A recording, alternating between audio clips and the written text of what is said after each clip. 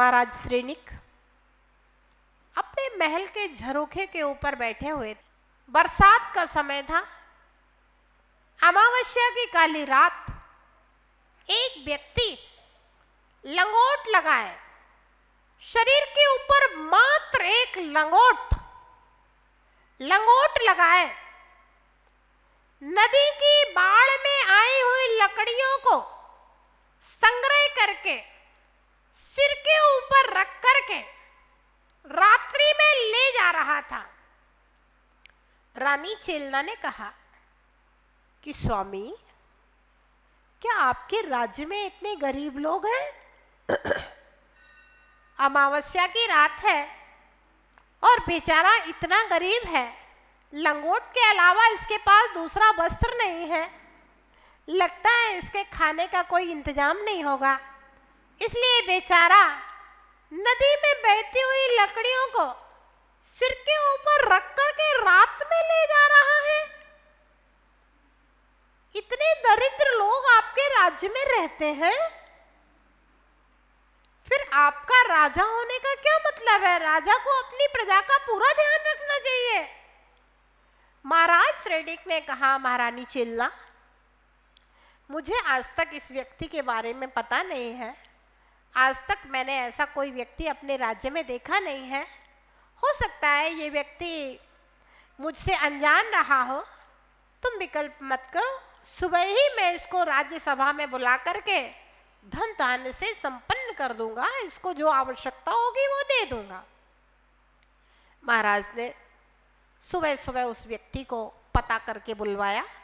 कौन व्यक्ति है वह जो रात्र में एक लंगोट लगा करके पूरे बरसते हुए पानी में अमावस्या की रात में बाढ़ में आई हुई लकड़ियों को घर ले जा रहा था?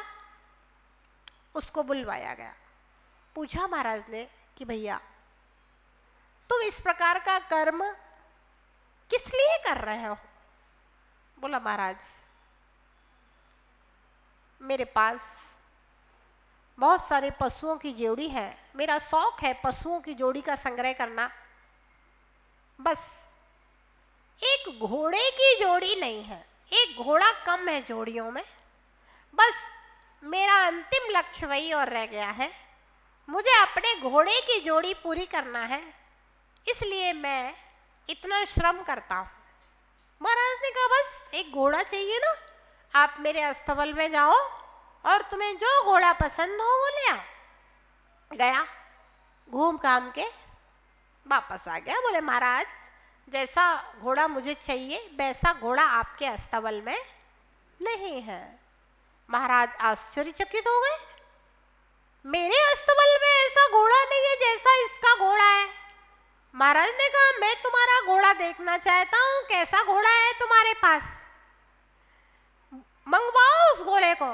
बोला, महाराज, वो घोड़ा यहाँ नहीं आ सकता है। अगर आपको मेरा घोड़ा देखना है तो आपको मेरे घर आना पड़ेगा। तो महाराज ने स्वीकार कर लिया, क्योंकि बड़ी जिज्ञासा पैदा हो गई, आखिर ऐसा कैसा घोड़ा है जो मेरे पास नहीं है।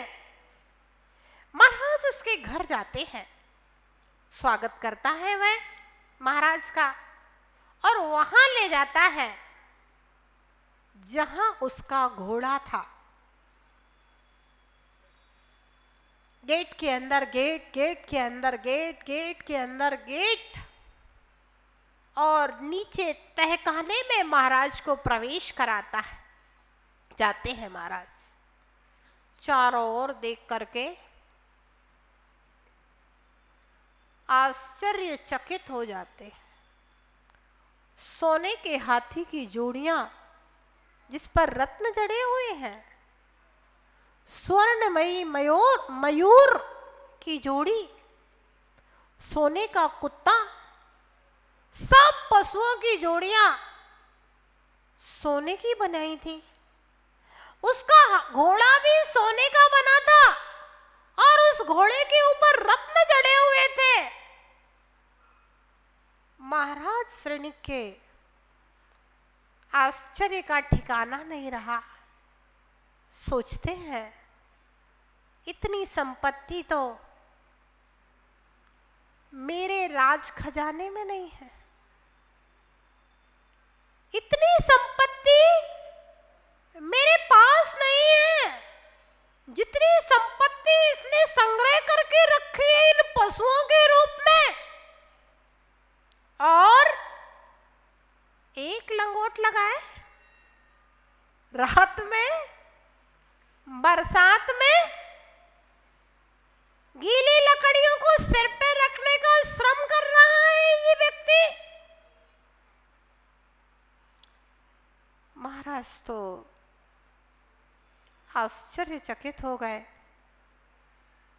ऐसा विस्मय उन्होंने अपने जीवन में कभी देखा नहीं था। सब कुछ देख दाख करके वापस निकलने लगे, आने लगे तो उस लुब्धदत्त सेठ की, नाम ही उसका पड़ गया था लुब्धदत्त, लोभी सेठ। पत्नी ने कहा कि पहली बार नगर का राजा हमारे पास है, हमारे घर आया है, तो हमें कुछ भेंट देना चाहिए। एक थाली में रत्न भर के लाई, राजा को ये भेंट दे दो। जैसे ही उसने हाथों में रत्नों का थाल पकड़ा, उसके हाथ कांपने लगे। उसने अपनी जिंदगी में कभी दान दिया नहीं था, और जिसने दिया ही नहीं हो, लिया हो, वो कैसे दे सकता है? उसके हाथ कांपने लगे। राजा ने देखा इसके हाथ कांप रहे हैं। उसके हाथ सर्प के समान दिखाई दिए राजा को। राजा ने उस थाल से हाथ लगाया और कहा, भैया मैंने तेरे ये रत्न ले लिए और मैं तुझे वापस इन रत्नों को भेंट स्वरूप प्रदान करता हूँ। उसने रत्न उठा के जल्दी से रख लिए और राजा अपने स्थान पर चला गया। फिर राजा ने सब बातें चेलनी को बताई आकर के। तुम जिसको गरीब समझ रही थी वह तो हमसे भी ज्यादा धनवान है, लेकिन स्वभाव होता है कुछ लोगों का, क्या? रोने का। कुछ लोग ऐसे होते हैं जिनके पास बहुत पैसा होता है, लेकिन फिर भी वे हमेशा रोते रहते हैं, है ना? फिर भी हमेशा दरिद्रों की जिंदगी जीते हैं। और कुछ लोग ऐसे होते हैं जिनके पास कुछ नहीं होता, फिर भी खुश रहते हैं, अपना जितना है उतने में अपना काम चलाते रहते हैं। तो राजा ने चेलना को बताया, तो चेलना भी आश्चर्य करने लगी। अरे स्वामी, इतनी संपत्ति उसके पास है? राजा ने कहा, हाँ, लेकिन फिर भी यह लोभी लुब्धदत्त है। एक दिन वह लुब्धदत्त अपने खजाने में पहुंचा, और खजाने का जो द्वार था बंद तो अपने आप हो जाता था, लेकिन खुलता चाबी से था। और एक दिन वह चाबी ले जाना भूल जाता है और प्रवेश कर जाता है, द्वार बंद कर लेता है, और अपने उन पक्षियों की, पशुओं की जोड़ी को देख करके प्रसन्न होकर के जब बाहर निकलता है, तो भैया चाबी भूल गया। चिल्लाता रहता है, चिल्लाता रहता है, चिल्लाता रहता है, लेकिन बाहर आवाज आने का सवाल ही नहीं, और सिर पटक पटक के वहीं पर मृत्यु को प्राप्त हो जाता है और सप्तम नरक का पात्र बनता है वह परिग्रहानंदी लोभी लुब्धदत्त। ध्यान रहे, गृहस्थ जीवन है, बिना परिग्रह के तो काम चलेगा नहीं, है ना? परिग्रह तो आपको रखना ही पड़ेगा 10 प्रकार का, लेकिन अति परिग्रह से बचे। मान लीजिए बहुत सारा परिग्रह आपके पुण्य से आपको प्राप्त होता है, तो क्या फेंक दें? नहीं, आप उसको परोपकार में लगाइए, है ना? पुण्य का फल भोगो, कोई दिक्कत नहीं है। कम से कम अति मूर्छा से तो बचो, अति लोभ वृत्ति से बचो, और जो भी परिग्रह के लिए पाप होते हैं उनके लिए सुबह शाम दिन में एक बार कम से कम आलोचना पाठ जरूर पढ़ लिया करो, अपनी निंदा जरूर कर लिया करो कि हे भगवान, एक रोम छिद्र भी मेरे साथ नहीं जाने वाला, फिर भी मैं इतना सब पूरी दुनिया के परिग्रह को अपना माने हुए हूं, ये मेरी सबसे बड़ी। काल सिंह ने मृग चेतन को घेरा भववद में, नहीं बचावन हारा कोई यो समझो मन में, मंत्र यंत्र सेना धन संपत्ति राजपाट छोटे, एक तीर के लगे कृष्ण की बिनस गई। कुछ भी अपना नहीं है, बस देव धर्म गुरु शरण जगत में, और नहीं कोई भ्रम से फिरे भटकता चेतन यूं ही उमर खोए।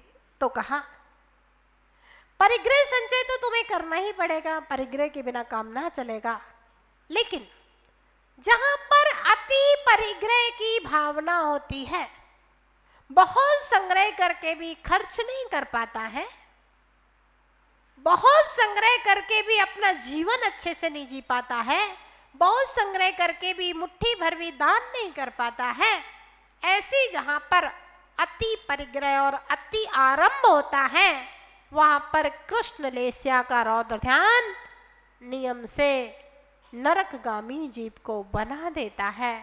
इसलिए पुण्य के उदय से जो प्राप्त है उसे भोगो किसकी तरह? तीर्थंकरों की तरह, चक्रवर्ती भरत की तरह 12 भावनाओं का चिंतन करते हुए, अपनी आलोचना निंदा करते हुए आप उसको भोगो, और एक सच्चे और अच्छे श्रावक बन करके इस पंचम काल में रहोगे तो निश्चित आने वाले चौथे काल में भगवान बन जाओगे। और अगर अति परिग्रह रौद्र ध्यान परिग्रहानंदी हुआ तो नियम से नरक का पात्र होगा। इसलिए सच्चे और अच्छे श्रावक बने। जय बोली महावीर भगवान की। निर्दयी पैर संयुक्तो कृष्ण लेशायुतो नरः। आर्त ध्यान और रौद्र ध्यान किस प्रकार से अति संक्लेश का निमित्त बनता है, जो हमारे कृष्ण लेश्य के परिणाम बनाकर नरक गति और नरक आयु का बंधक होता है। तीसरा विशेषण दिया है सदा क्रोधी, हमेशा क्रोध की पोज में रहना। कुछ लोग होते हैं ना, हमेशा उनका चेहरा लगता है कि जैसे हमेशा गुस्से में है, हमेशा ज्वलनशील पदार्थ लगता है कि इनके अंदर है। क्रोध एक ज्वलनशील पदार्थ है। लगता है कि अगर उनको बिल्कुल छुओ, जैसे सांप होता है ना, सांप को अगर काले नाक को हमेशा गुस्सा रहता है, अगर जरा सा टच हो जाए तो तुरंत फुसकार मार दे। ऐसे कुछ लोगों का स्वभाव होता है। अगर उनको आप जरा सा छुओ तो तुरंत फुसकार मार दे। जैसे खंडहर का पत्थर, जिस पत्थर को उठाओ उसी के नीचे बिच्छू निकले। ऐसे कुछ लोगों के स्वभाव होते हैं, सदा क्रोधी, विवेक नहीं होता है, सोच विचार नहीं होता है, परिस्थिति की सच्चाई को जानने का प्रयास और पुरुषार्थ नहीं होता है। कमठ, मरुभूति को देखते ही क्रोधित हो गया। ये नहीं सोचा कि भैया मुझे प्रणाम कर रहे हैं, मुझसे कुछ कह रहे हैं, सुन तो ना। नहीं, वह बेचारा मरुभूति हाथ जोड़ रहा है कि भैया आप मुझे क्षमा कर दो, मेरे कारण आपको बड़ा कष्ट हुआ है और मैं आपको प्रणाम करता हूँ। अब आप घर वापस चलो, मैं राजा अरविंद की आज्ञा को लेकर के आ गया हूँ। लेकिन कमठ कहाँ सुनने वाला था? हाथ में पत्थर लेकर के तप कर रहा था, और जहां मरुभूति झुकता है उसके चरणों में, ये पत्थर उठा करके उसी के ऊपर फेंक देता। सदा क्रोधी, एनी टाइम क्रोध, कृष्ण लिस्सा। एक कसरा सदा क्रोध नारकियों में भी पाया जाता है। नारकी कभी किसी से प्रेम से नहीं बोल सकता, किसी से अच्छे से नहीं बोल सकता। जब भी उसकी जुबान खुलेगी तो गाली गलौज ही निकलेगा। सदा क्रोधी, मत्सरो धर्म वर्जिता। मात्सर्य भाव से युक्त होगा कृष्ण लेस्या वाला। मात्सर्य भाव बड़ा विचित्र है। एक व्यक्ति होता है, वो अपने सुख के लिए प्रयास और पुरुषार्थ करता है। दूसरा व्यक्ति होता है जिसके लिए दूसरे का दुख ही मेरा सुख होता है। वह अपने सुख के लिए प्रयास नहीं करता, वह अपने सुख के लिए प्रार्थना नहीं करता, वो अपने सुख की कामना नहीं करता, वह तो दूसरे को दुखी देख करके सुखी हो जाता है। अब बताइए, अगर दूसरे का दुख मेरा सुख हो तो हम सुखी कैसे हो सकते हैं? अगर दूसरे का दुख मेरा सुख है, फिर मैं सुखी हो कैसे सकता हूं? जहां दूसरे का सुख मेरा दुख है, दूसरे का दुख मेरा सुख है, हम दूसरे के कर्ता तो नहीं हो सकते सूरज जी? हम दूसरे के कर्ता हो सकते हैं क्या? ना तो हम सामने वाले के दुख के कर्ता हो सकते हैं, ना हम दूसरे के सुख के कर्ता हो सकते हैं।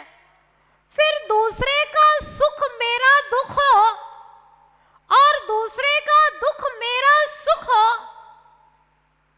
तो हम सुखी हो कैसे सकते हैं? बताइए तो सही। अगर दूसरे के पुण्य का उदय है, वह तो सुखी रहेगा और उसका सुख आपका दुख है।